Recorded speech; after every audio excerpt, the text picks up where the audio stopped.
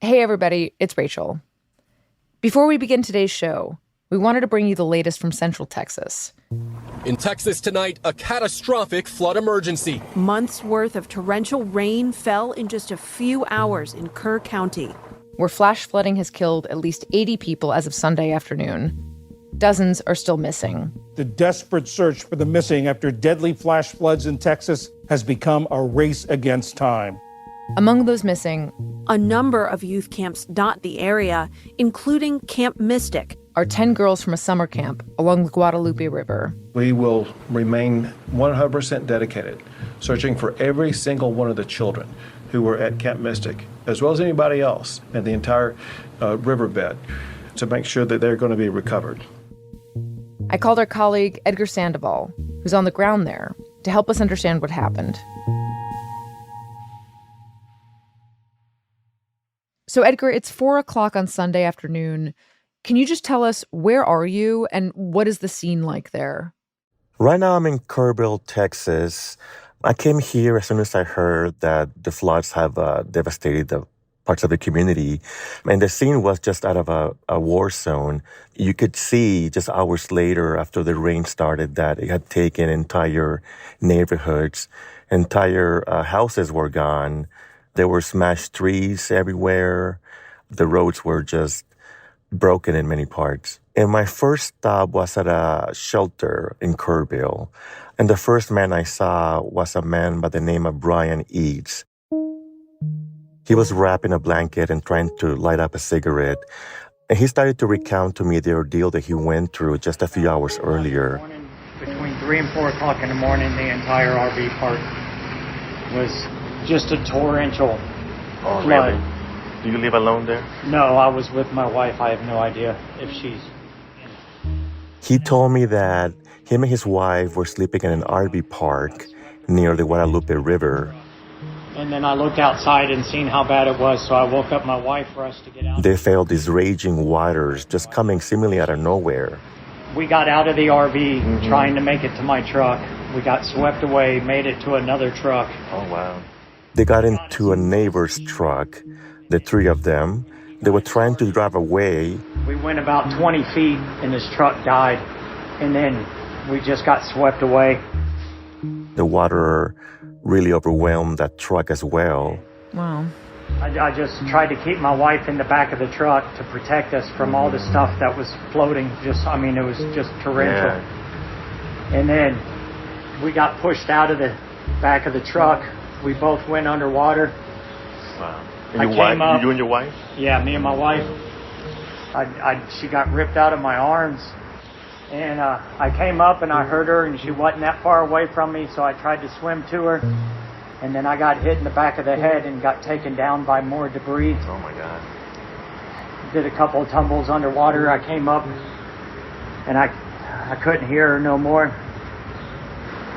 And I finally ran into a tree and I wrapped myself around the tree. He swam to shore and he was just hoping that she grabbed into a tree or some sort of large debris or a piece of refrigerator. So I have no idea what happened to my wife.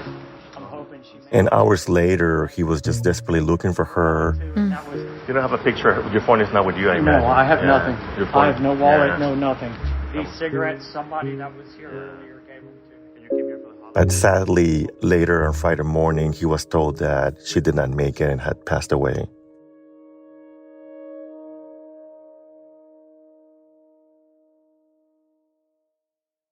That is a really awful story, and I cannot even imagine how devastated that must be for him and for the community. I think one question on everybody's minds right now is, how did an overnight rainstorm kill so many people so quickly? I mean, that's the question everyone is asking. This area is called Flash Flood Valley, but the water really came out of nowhere. And in the span of a few hours, from 4 in the morning to about 6 in the morning, they got the amount of water they would see in months. So people didn't really have time to get out. Can you talk a little bit more about the kind of warnings that went out before these floods began? Like, why does it seem like they did not come in time? Well, I spoke to many residents who began receiving the warnings like around 4 or 5 in the morning. And a lot of them tell me that at first they didn't really make much of them, and they only started leaving in their homes and their RV trucks when the water reached their floors, and that's when they had to escape and save their lives. I think there's going to be a lot of debate in the coming days about who knew what when, what could have been done differently. Could people have been warned and evacuated faster?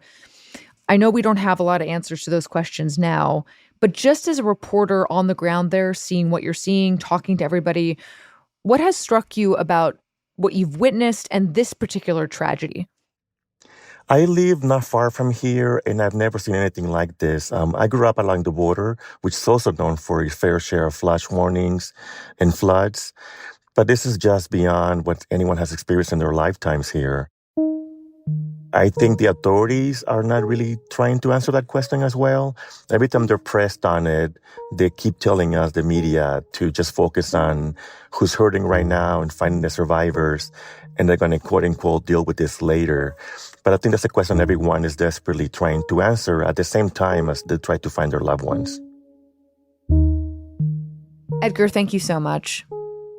Thank you for having me.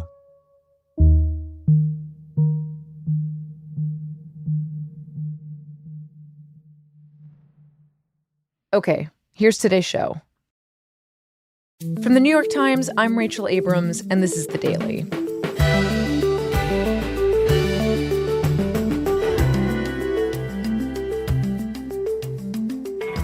Last week, when Paramount, the parent company of CBS News, announced a $16 million settlement to President Trump, many of the network's journalists were furious. The deal also raised questions about the independence of CBS's journalism and how much news organizations could be cowed by threats from the president going forward. Today, my colleague David Enrich takes us inside the settlement, and former CBS producer Lowell Bergman reminds us that CBS has been in this situation before and explains why he thinks that this time is different. It's Monday, July 7th. You ready for us? I'm going to spit up my gum. You came in here with gum? I almost came in here with martinis. Okay. Well, thank you for making time for us since you are on deadline and still reporting this out. David, let's start off with you just explaining to us what this lawsuit was about. Well, the lawsuit is about an allegation by Trump that CBS, when it aired an interview with Kamala Harris last October, deceptively edited it in a way that was designed to make Kamala Harris sound a lot better than she really did. Mm-hmm. Harris had a reputation on the campaign trail for not being always the most concise or articulate public speaker. Okay. And for a special election edition of 60 Minutes that will air Monday, our Bill Whitaker sat down with Vice President Harris and asked CBS recorded this interview for 60 Minutes, but they teased the interview a day earlier on another program. Does the U.S. have no sway over Prime Minister Netanyahu? The aid that we have given Israel allowed Israel to defend itself against 200 ballistic missiles that were just meant to attack the Israelis and the people of Israel. And on that other program, Face the Nation, the answer that Harris gave was different than what CBS on 60 Minutes the following evening showed. Does the U.S. have no sway over Prime Minister Netanyahu? The work that we do diplomatically with the leadership of Israel is an ongoing pursuit around making clear our principles. But it seems that it was shorter and just slightly different, and it was edited the way things on radio and TV are usually edited, to not bore viewers to death by giving a whole long answer to something.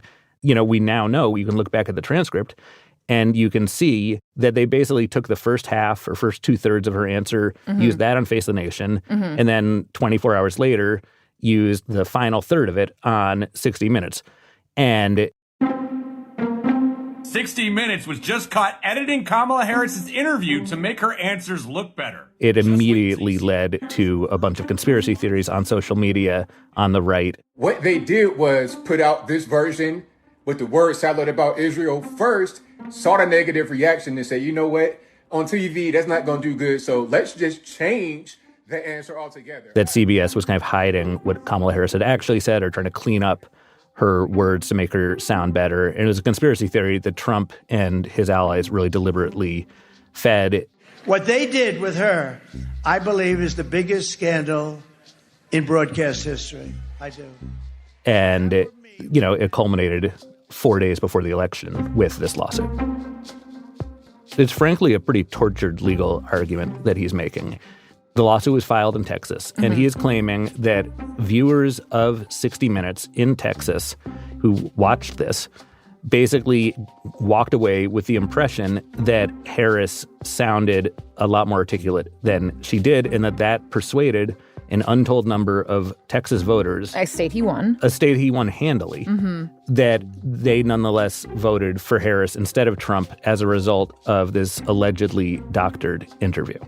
That's a kind of a tenuous argument. There's no evidence to support it actually being true. Okay, so basically you're saying this is like a very weak case, in other words.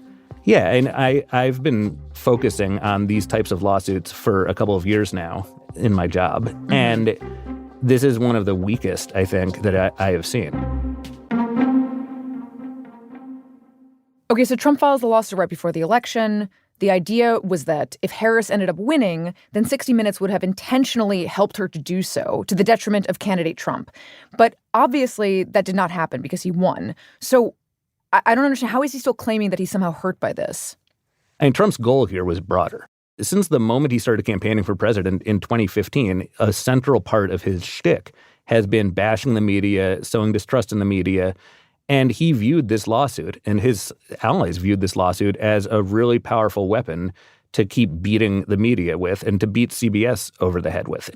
And also, I think, is designed to a certain extent to send a message to not just CBS, but the mainstream media in general, that Trump is not going to just stand by and get criticized in the media. He is going to fight back as aggressively as he can. And so instead of walking away from the lawsuit as you might have expected, he not only continued pursuing the lawsuit, but he expanded it. He no longer was asking for $10 billion in damages. He doubled that to $20 billion. Wow. He added more plaintiffs.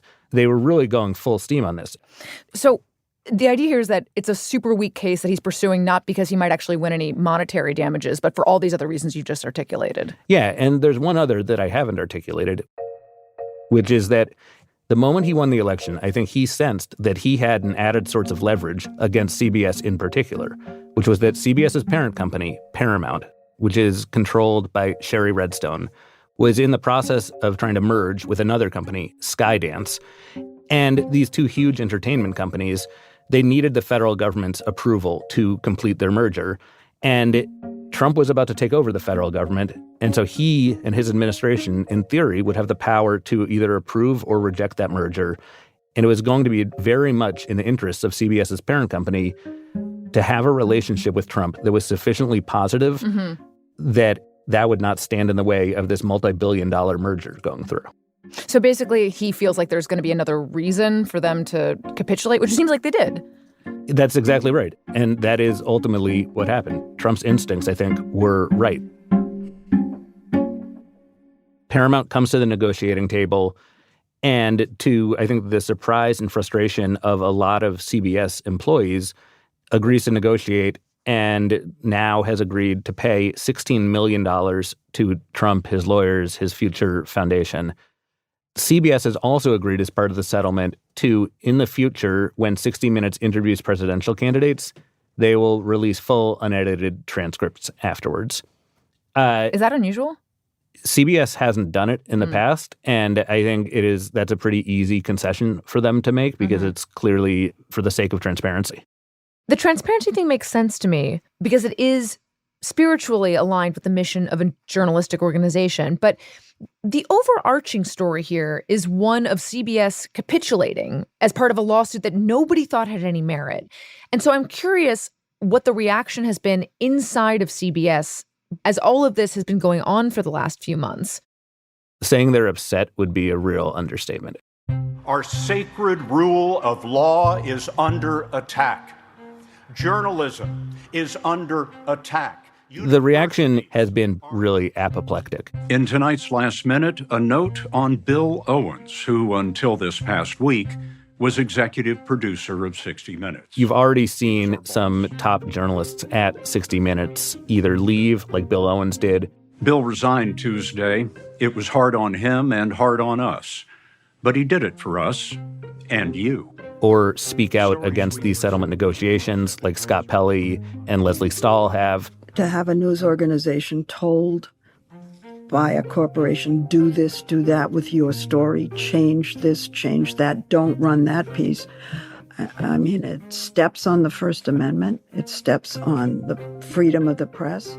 And one of the things that they are especially worried about is that this is going to set a precedent, both internally at CBS, but for the broader news media in general. I'm not optimistic. I am not.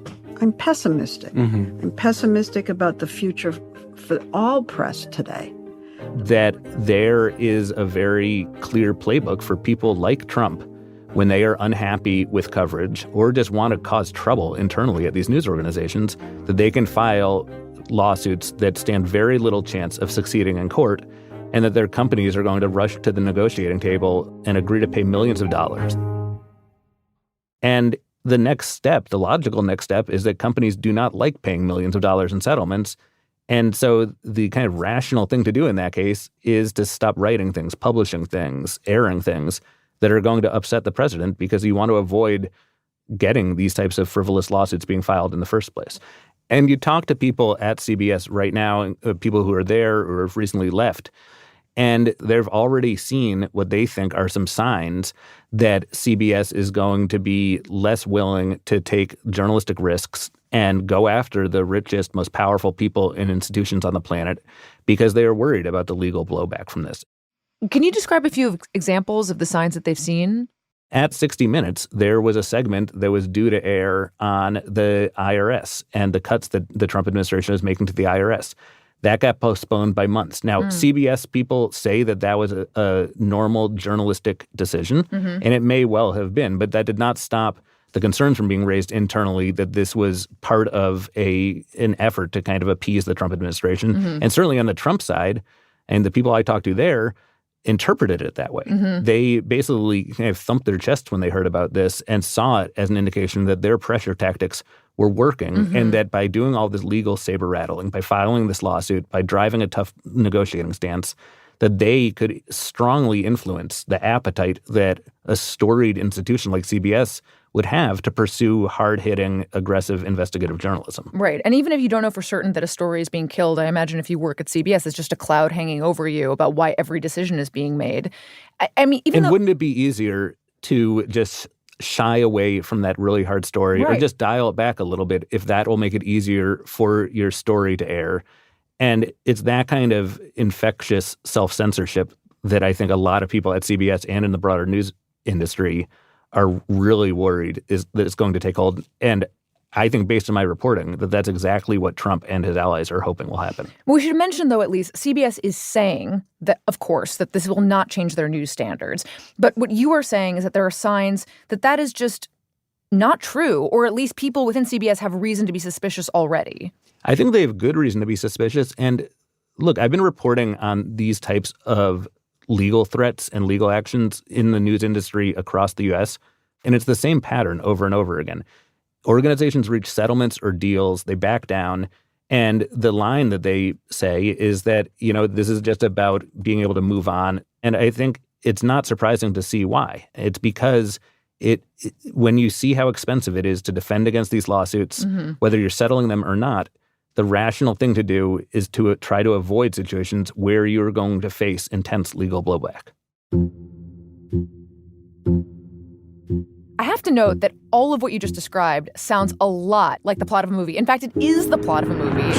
An insider, ready to speak the truth. The movie is called The Insider. It came out in the 90s. A reporter who will help him reveal it. And it is about Lowell Bergman, a journalist at CBS, 60 Minutes, who basically gets his story killed because of the interest of his corporate parent. It will pin you to your seat. The best film of the year. Nominated for 5 Golden... Have you seen this movie? I love that movie. And I agree. History sometimes repeats itself. And there are a lot of indications here that what CBS is doing right now to appease Trump and get a deal done for its corporate parent is a repeat of what happened in The Insider with the tobacco coverage and Lowell Bergman's story decades earlier. What would you say if I told you that we were going to talk to Lowell Bergman in the second half of this episode? I would say, tell him I'm a huge fan. David Enrich, thank you so much. Thanks for having me. After the break, Lowell Bergman. We'll be right back. Lowell Bergman, it is such an honor to have you here. I'm actually just interviewing you to make Michael Barbaro jealous because he just referred to you as the greatest television news producer of all time. Send money. Well, hello. Welcome to The Daily. Lowell, we are talking to you on the heels of this huge settlement that came down on Tuesday night for $16 million. And before we get into the guts of it, I want to hear, what was your reaction when you heard this news? Well, I think we all expected a settlement. I suppose the question was the dollar amount. Paramount was going to do something to pay off Donald Trump in order to get the merger so Ms. Redstone could get her money. That seemed to be written in stone, that was something was going to happen like that. For 60 Minutes, I think for those of us in journalism, it didn't matter how much money it was, one way or another. I imagine this kind of capitulation from Paramount feels slightly familiar to you, at least thematically, because this gets why we really wanted to talk to you, which is that I recently watched The Insider at the suggestion of my colleague Michael Barbaro, because he said that this situation with CBS is exactly like The Insider. And I said, what's The Insider? And I watched it.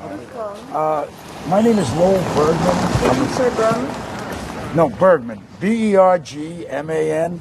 I'm a producer with 60 Minutes. And of course, this is the film where Al Pacino plays you when you were a producer at CBS. Yes. Is it newsworthy? Yes. Are we going to air it? Of course not.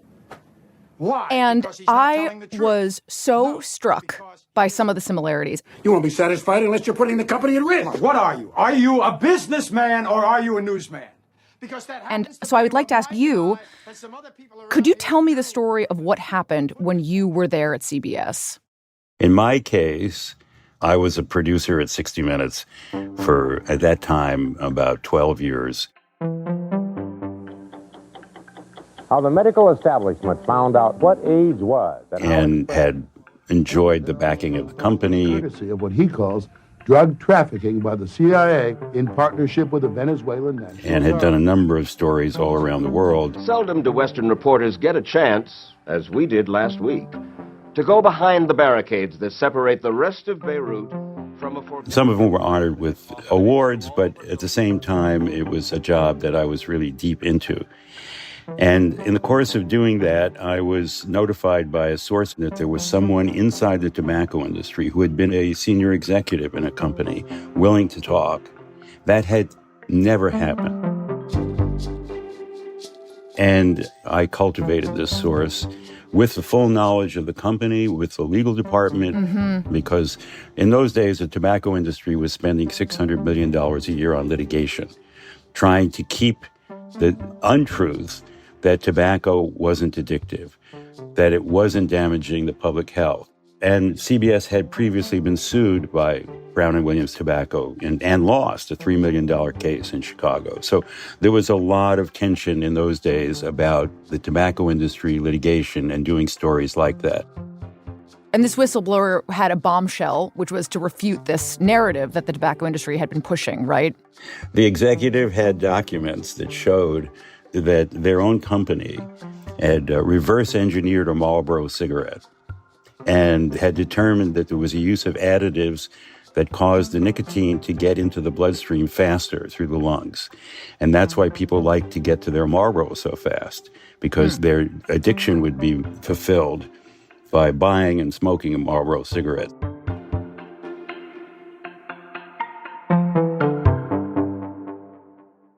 It took me a year and a half to get him to go on the record. And when that took place in the summer of 1995, there's a meeting with the general counsel, and the general counsel came up with this conclusion that we had tortiously interfered with the contract that our source, Jeffrey Wigand, had signed, which was a non-disclosure agreement. They told us that we would get sued in Kentucky because we had violated his contract and had conspired to violate his contract and assist him in doing that. And a jury would come back and the Brown and Williamson Tobacco would wind up owning CBS. And therefore, you couldn't do the story. It was too risky. So I called the president of CBS News and at 9 o'clock in the morning on October 3rd, 1995, and I said to him, "These are just lawyers. What does CBS News say?" And he said, "The corporation will not risk its assets on this story." A footnote to the controversy about the tobacco piece. So it did not run. We were dismayed that the management at CBS had seen fit to give in to perceived threats of legal action against us by a tobacco industry giant. So the bottom line is you have this great source that has agreed to go on the record about what have been a huge bombshell that the tobacco companies were intentionally trying to make the product more addictive. And the lawyers that you're dealing with internally are saying, don't publish this. We'll get sued. It's too risky. And 60 Minutes agrees not to publish. I would say the lawyer in charge said that. The lawyer in charge. What was your reaction to that at the time? My reaction to, I could have quit right there and then. I decided not to. I decided to fight using any means necessary that I could gather to reverse what had happened. I promised myself I would get out the story of what did happen, because this is information about the public health. People were dying from the effects of nicotine addiction. So it was outrageous, I think, to everyone involved, actually, that we couldn't run the story, especially because we had found a source, a unique thing, a unique person, because no one else in the industry was available to talk about whatever they did inside that industry. And then the documents did get out there separately, and the story itself was vindicated by a leak of a deposition that appeared on the front page of the Wall Street Journal. Everything we knew was public. CBS management wouldn't let us broadcast our original story and our interview with Jeffrey Wigand because they were worried about the possibility of a multi-billion-dollar lawsuit against us for tortious interference. But now things have changed. And that's when it finally, 4 months later, was put on the air. Part of the reason I'm here is I felt that their representation clearly misstated what they commonly knew as language within the company. That we're in a nicotine delivery business. And that's what cigarettes are for. Most certainly. It's a delivery device for nicotine. Because the story ran early February of 1996, finally, other people came out and we did further stories. People from the industry began talking and so on. Why do you think, though, that 60 Minutes producers agreed to kill the story initially? Like, this is obviously a Tiffany brand of journalism.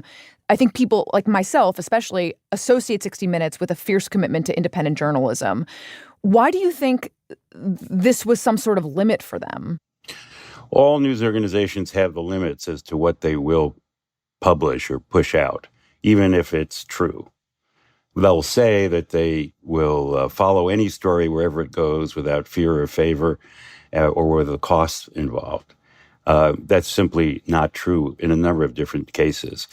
In my case, there are a number of issues involved. One of the issues was that Larry Tisch and the Tisch family, who owned and controlled CBS at that point, also owned and controlled Lorillard Tobacco. And when that famous scene where you see the 7 dwarfs raise their arm and say, "I believe that nicotine is not addictive," one of them is the son of Larry Tisch. These are the 7 tobacco executives that testified in front of Congress. Right. And so the issue of the ownership of stations by major corporate conglomerates was in the background here.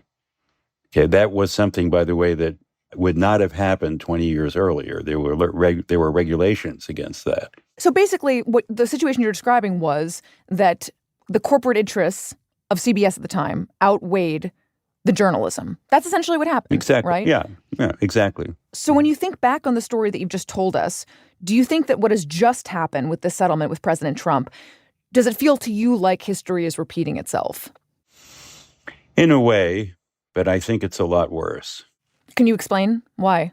Well, we know that recently ABC capitulated in a case involving George Stephanopoulos, which was weak. This case was even weaker in terms of the courts. Right. Every legal expert thought it was sort of nonsense. Right. It's nonsense. It's done to intimidate. And so the result will be that you have litigation and it becomes all consuming when you're in the middle of it.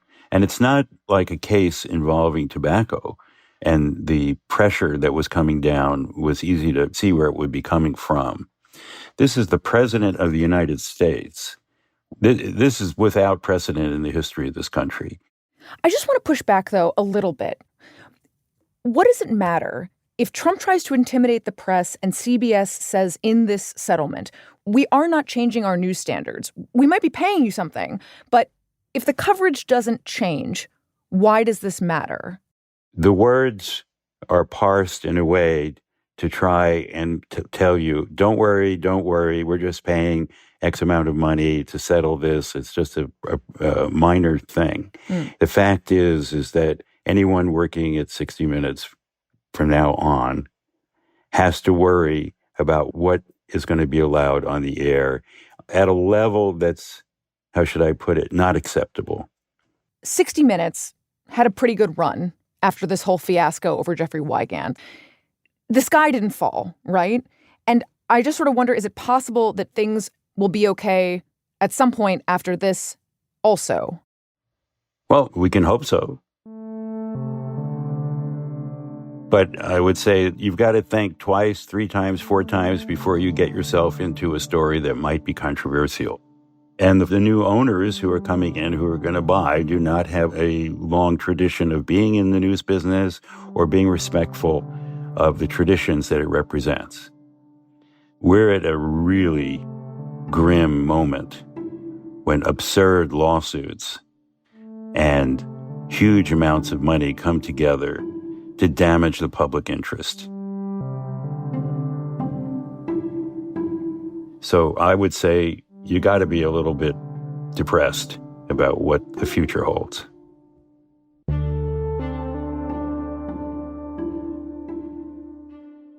Lowell Bergman, thank you so much for speaking with us.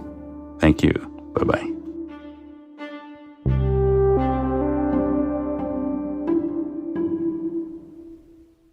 We'll be right back. Here's what else you need to know today. Authorities said that a police officer was shot outside an Immigration and Customs Enforcement detention facility in Texas late Friday night, while a group of about 15 people had slashed the tires on federal vehicles and vandalized security cameras. The detention center, about 28 miles south of Fort Worth, holds people who are awaiting deportation or are accused of violating immigration laws. Several people were taken into custody in connection with the incident. While their motives remain unclear, the shooting comes amid nationwide protests against the Trump administration's aggressive deportation tactics. Today's episode was produced by Rob Zipko, Caitlin O'Keefe, Sydney Harper, Nina Feldman, and Michael Simon Johnson. It was edited by Lexi Diao and Paige Cowett, with research help from Susan Lee. Contains original music by Pat McCusker, Diane Wong, Marian Lozano, Rowan Nemisto, and Dan Powell, and was engineered by Chris Wood. Our theme music is by Jim Brumberg and Ben Landsberg of Wonderly.